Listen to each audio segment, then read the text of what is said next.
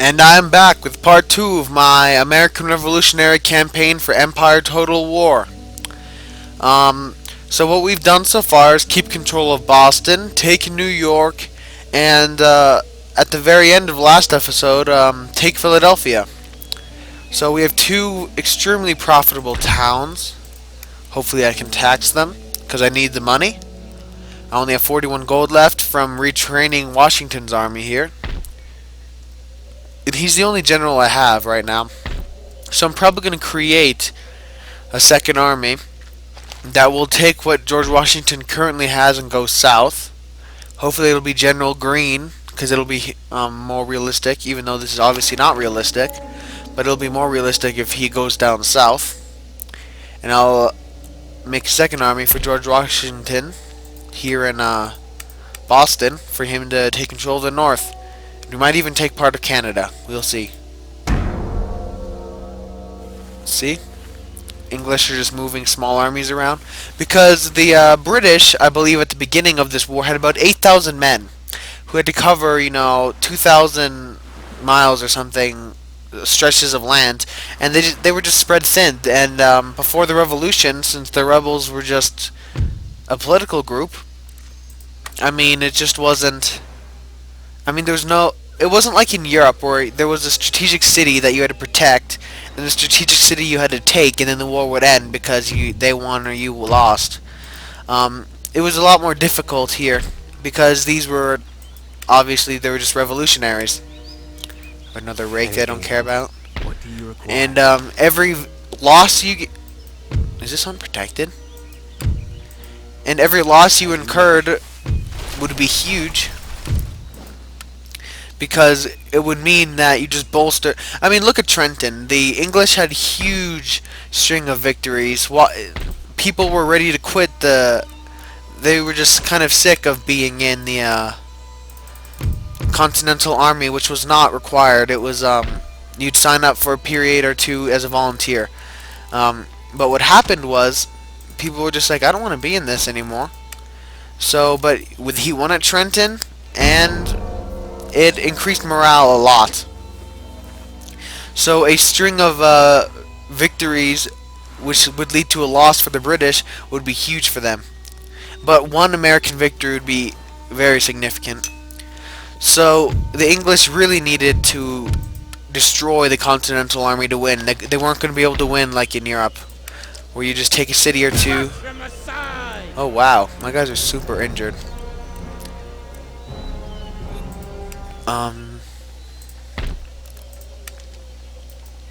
Waiting for your mark, sir. Slaughter them! Let's bring some reinforcements up here. I kind of want to auto-resolve it, but I kind of don't.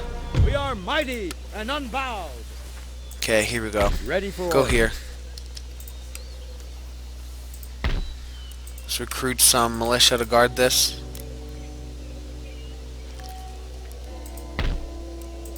Let's do it.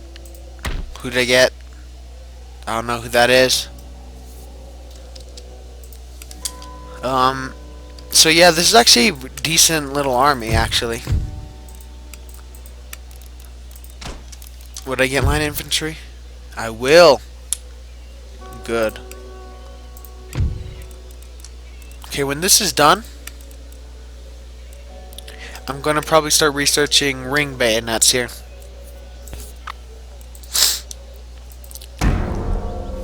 So yeah, since we saw some line infantry, not militia armies, I'm actually a little bit worried, because now I'm going to be starting to face professional troops. And I don't know if my militia troops are going to cut it.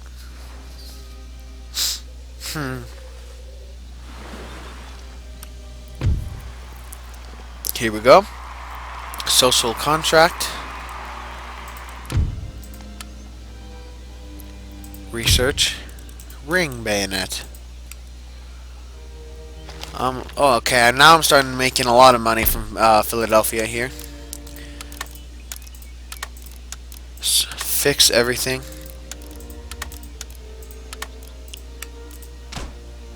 Upgrade the infrastructure everywhere. Upgrade the research institution.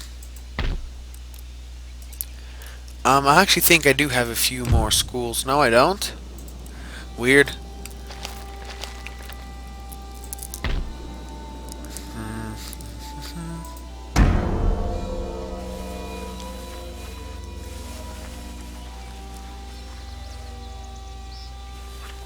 Okay. The English just are being annoying with a lot of small little armies everywhere, trying to disrupt my economy as much as possible. I'm not going to fix that because I know they'll just raid it again. I will. What do they have? Some Hessians. Some Indian cav. Forward! March! Oh, it's because they get reinforcements. You know, I'm going to play this because if I can crush both of these armies, it means I'll be able to take Maine with no resistance almost.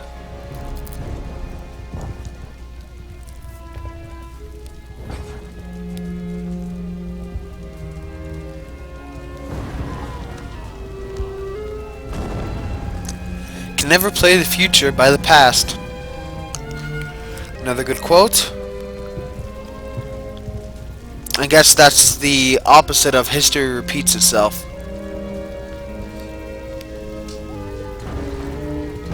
But I think it's a mix of both of these where the truth actually lies.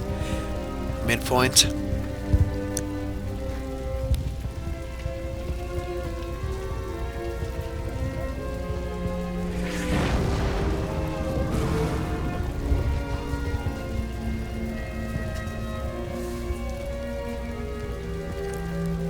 I wonder what battle this picture is supposed to represent. It's a pretty good drawing, actually.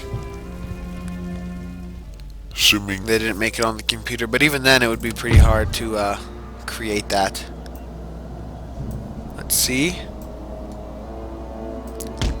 Just form a line here and just go with it. Gonna fast forward? Yeah, I always fast forward the marching phases. I mean, I just don't see it as interesting to watch guys march forward.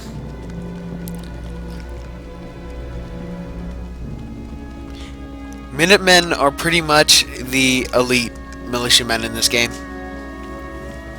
It's kind of like the in-between of a militia and line infantry, pretty much. Why is my general here? Gap in the line. Oh god. Okay, so it looks like the enemy armies have linked up, which is not what I wanted, but I still think that I can win. So these guys are skirmish cav. Let's see what they're going to do, because I don't think charging forward like that is a good idea. Oh, they're actually gonna... what? Yep, terrible idea. Wow. That was more like World War I charging an infantry line than cav at this time period. Holy crap. It's like the Great War mod. I might do a campaign on that mod too, because I really enjoy that. Dun, dun, dun, dun. So now they're charging more cav. All my guys are reloading. So that was actually decent. Oh. My guys finished just in time. I was gonna say that the enemy charge was good time, perfect timing, but nope. My guys would not accept that. What are they doing?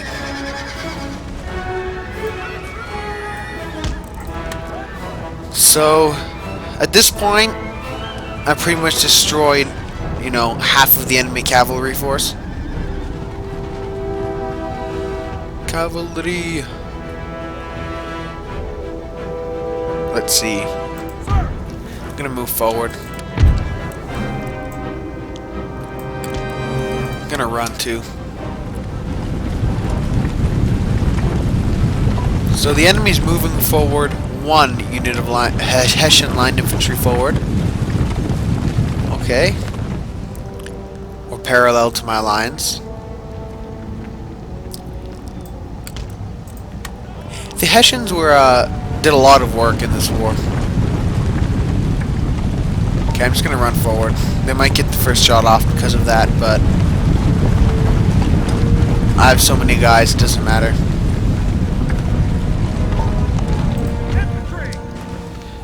Just watch one of my guys shoot here.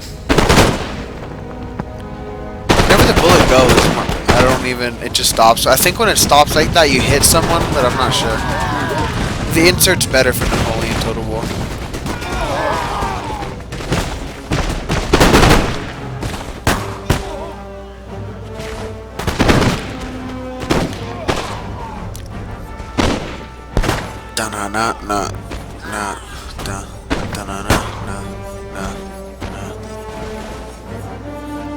Both sides reloading, staring each other in the eye.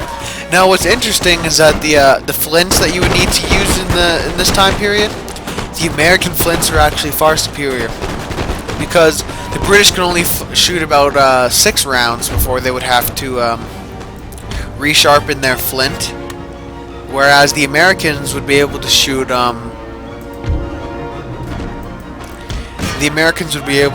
almost 50 rounds before they had to reshoot or resharpen it. So when it came to a prolonged firefight, the Americans actually had superior weaponry. I mean, but we had a lot of disadvantages too. We had almost nothing in the way of uniforms. We had almost no money. We had a lot less training. We were outnumbered for most of the war. We were disorganized. But the English also had their logistical problems. So to say that we were 100% the underdogs is kind of a lie. I mean, we were the underdog, but the English weren't, you know, perfect. Okay. I did not micro this as well. I didn't think the AI would do that. Now my line's out of formation for the gunfight. So, but it looks like it's mostly, or at least partially, militiamen now. Enemy cab looks like it's running away.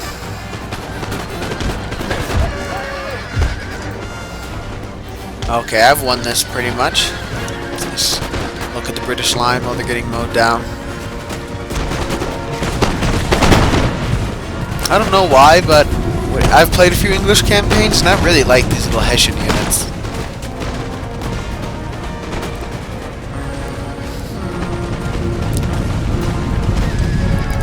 And just like that, the center just was destroyed. The enemy right's wavering under the intense pressure of the Continental Army. So if the war went like this, it would have made sense to say the English didn't have a chance of winning. Because there are actually some people that think that. But England could have won this war. Militia's broken. This is the last unit. And they're gone. The might of the English Empire. That's what it's brought down to. America. Heroic victory.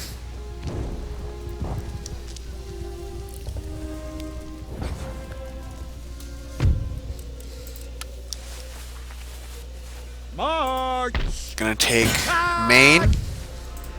Siege broken! So now that I've taken Maine, I'm now gonna end this episode. Thank you for watching episode 2 of my America campaign for Empire Total War.